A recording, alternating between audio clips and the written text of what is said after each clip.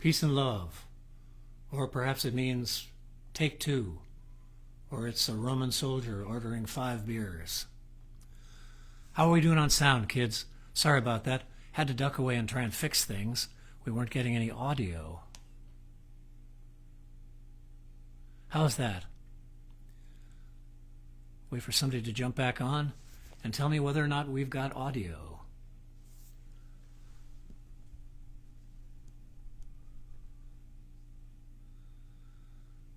Any audio, kids? Reset the phone. Are you hearing anything?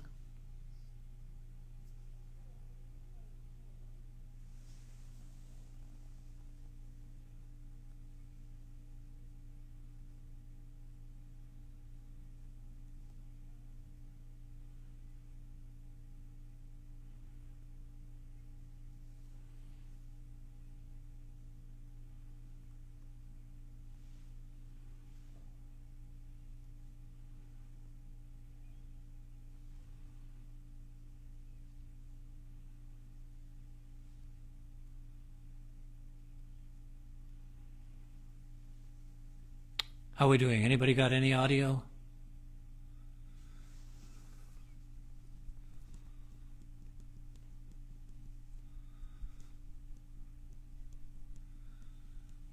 Hello there, kids.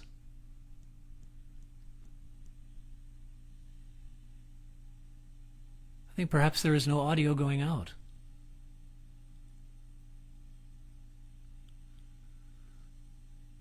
How are we doing? Anybody got any audio? Yes, I think audio is going out. How is that? All 2 of you that just jumped into the room there, save me from myself and tell me whether or not you're hearing what's going out here. I'm going to proceed as if there is sound going out into the stratosphere. Just watch me. Audio is on. Thank you, William James Smith. Thank you very much. Have no idea what happened. Tried the tried and true method of turning it off and turning it back on, my phone. Thank you. All right, we shall proceed. This guitar sounds huge. It is a very large guitar. This is a tribute to a Gibson Advanced Jumbo, a Gibson Aj. This is made by a gentleman in the Davis Winter Sacramento Bermuda Triangle of great guitar builders called Peter Rodman. PSR is the company. PSR. Very Gibson, as you can see. Slope-shouldered, big body, long scale, kind of untypical for Gibson. And in fact, I'm going to sit back a ways. Hi, Jack. It's okay now. Audio is on. Thank you, thank you, thank you, all of you. Great, great. But I'm still going to sit back.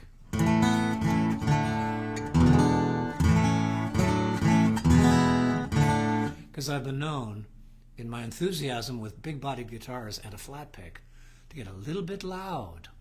So I'll try and be full of restraint and taste.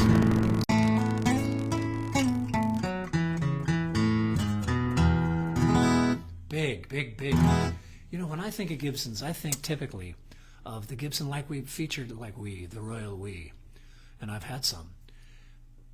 I think of Gibsons being kind of compressed sounding, and Martins being big and boisterous and loud.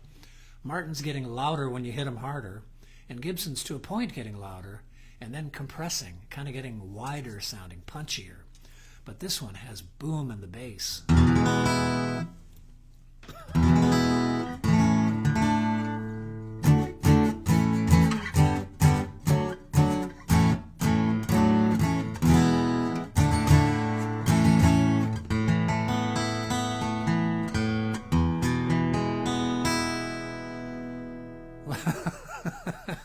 Let her rip. Okay.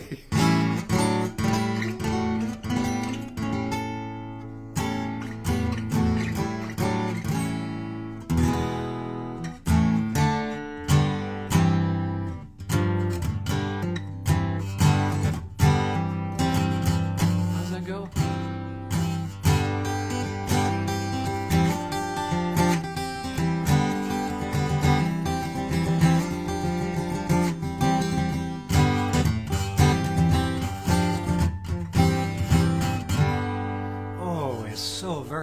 large in every way. Now this is a long scale guitar. Long scale means that the actual string length between the nut and the saddle at the low E string is 1/2 inch longer than short scale. The upshot being that for a long scale guitar, you can, what it boils down to is you can hit it harder without it rattling on the fingerboard. The advantage, however, of a short scale guitar is that you can push the strings around easier. They're flexier when they're shorter at the same pitch.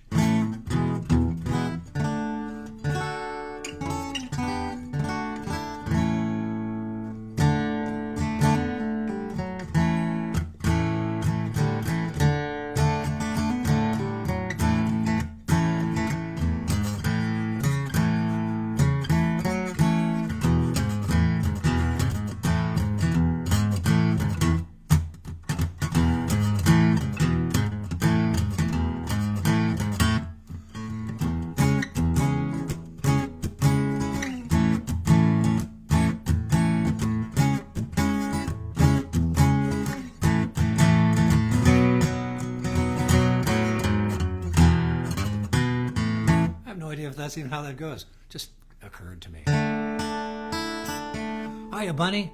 Hey, folks, tune into Bunny's show. As soon as I get done here, well, at 1 o'clock Pacific time, calculate for your zone, Bunny does a thing on her Facebook page, a 4 for Friday. Well, she'll play you 4 cool songs, but also tell you all about them, give you the history, and educate you, which we all can use. I'm going to tune in. Join me there. So anyway, this one came in. I actually sold this guitar to this gentleman a few years ago. He decided he wanted something else. So he made that purchase, and I'm selling this guitar for him. It's quite wonderful. If you're a strummer, if you're a picker, this is even a worthy, totally worthy bluegrass guitar. Let me read you a little bit about the AJ.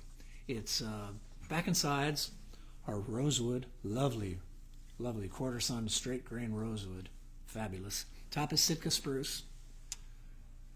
The bracing is traditional X bracing, but it's wide. It's, instead of kind of extending down into the body, it's wider than it is deep, if that makes any sense. And the question remains, what does the advanced jumbo, AJ, mean? Is it advanced in the Martin sense of the word, in that the X brace sits closer to the sound hole to let the body of the guitar here, the body of the top, of the lower bout rather, flex more? Does it mean advanced in that sense, or does it not, because it was a very early flat top guitar? And what was it advanced from? The jumbo? Dunno.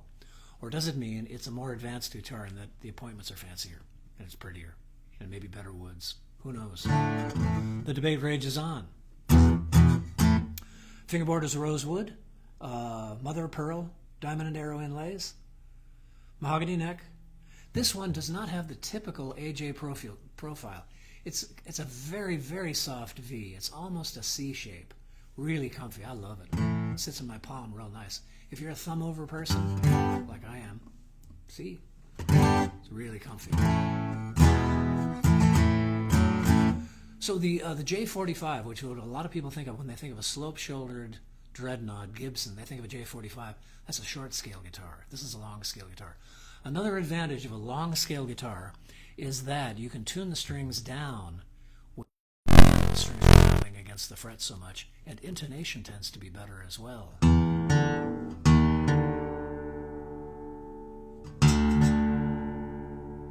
going to take my own advice. And tune up to a note rather than tuning down to a note. It's good advice.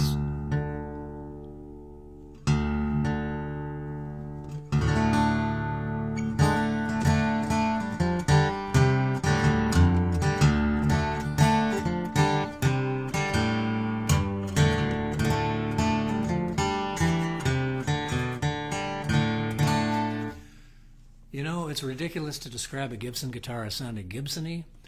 This is very Gibson-y. It's a Peter Rodman guitar, but it's after the AJ, the Gibson Advanced Jumbo style, made only between, the original run was made only between 36 and 39. Ren Ferguson made another batch later on, and J35s and whatnot, but the original run was only 300 guitars of Advanced Jumbos, of AJs, between 1936 and 1939. Highly prized. And this one feels just like one.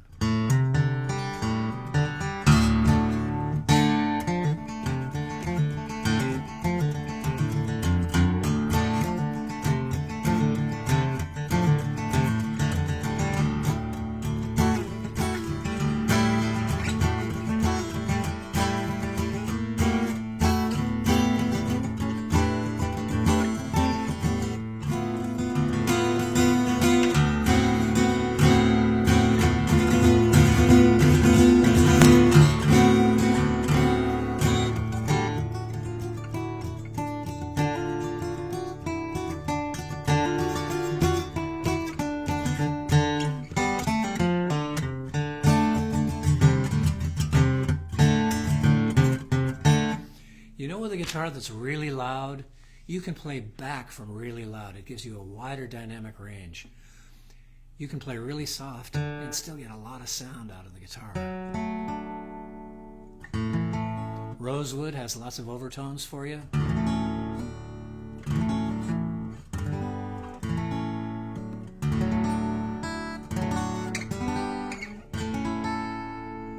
Delicious.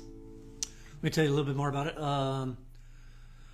Sound, typically, this is powerful projection, rich bass, articulate highs, often described as fat and resonance. I'd go with that. Pretty hard to talk about sound. Two terms are native to sound: louder and quieter. Everything else is some kind of an analogy, a simile, a metaphor. Fat, I'll go with that. And this one responds to drop tunings really well. Responds to drop tunings not only in that it's really loud and resonant and rumbly and gets your gizzards all vibrating in your body. It also intonates nicely because it's long scale. That's right, you got it. Introduced in 1936 as an advanced model with bigger dimensions to compete with Martin's. Right. Well, made for a few years. A favorite of bluegrass players due to its volume and articulation, a contrast to many other Gibsons. So, bluegrassers, don't be afraid of a Gibson. You'll be all right.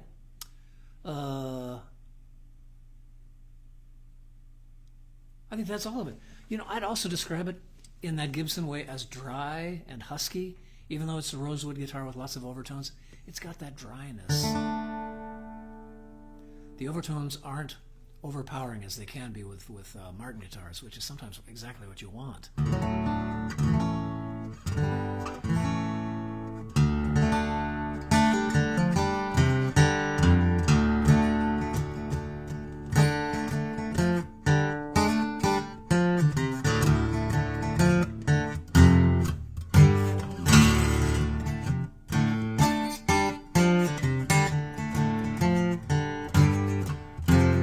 Oh me, oh my, oh mister, 13th child, another leads.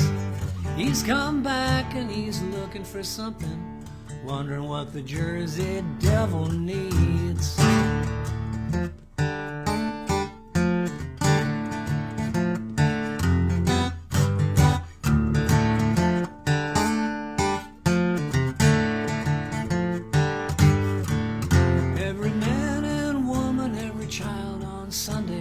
Looks up to that preacher man, waiting for him to tell them something they can finally understand. And I thought I saw that Jersey Devil up the road and around the bend.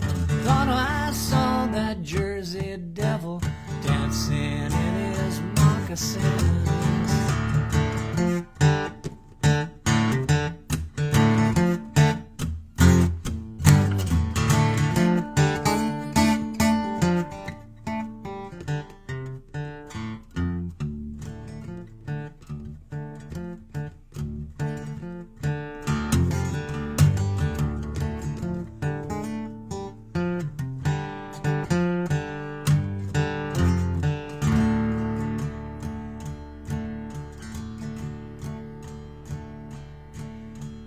Telling you, man, that ain't no bobcat screaming. Telling you, man, that ain't no tricky wind. Telling you, man, that I heard something I don't ever want to hear it again. I thought I saw that Jersey Devil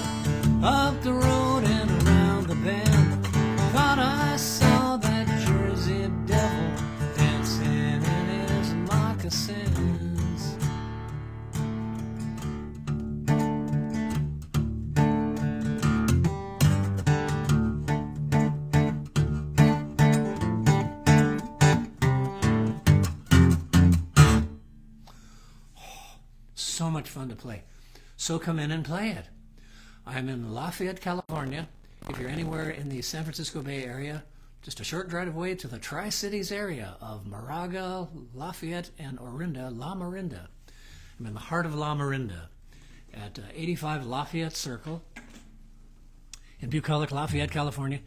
If this guitar or any other guitars are of interest to you, have me do a session like this with you. A lot of the guitars in the shop here, I've done these things and reposted them to YouTube, and they are linked from the Mighty Fine Guitars website. But if there's something here that you would like to see in particular, let's do one of these sessions on Zoom. Easily done. Reasonably easily done when the sound doesn't flame out on our first attempt. But we'll try again just like we did today. Well, thanks for tuning in, everybody. This guitar, I think we're going to put this up in the very high threes, $3,950. It's in great shape, lightly played in the years that it's been out in the world. And it sounds just great, and it's in great nick. It's really in fabulous playing condition and sounds like you heard. So come on in and play it if you're anywhere in the San Francisco Bay Area. I am open for retail on Thursdays, Fridays, and Saturdays.